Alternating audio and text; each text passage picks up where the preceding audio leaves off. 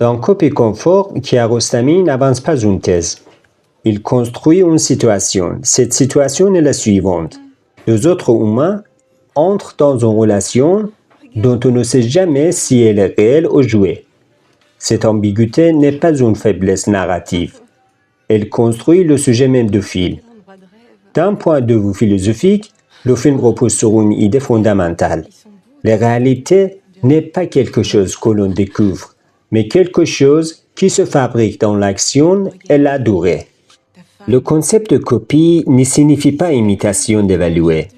Bien au contraire. Le film montre que nombre de ce que nous appelons des originaux, le mariage, l'amour, l'identité individuelle, possèdent déjà des modèles préexistants.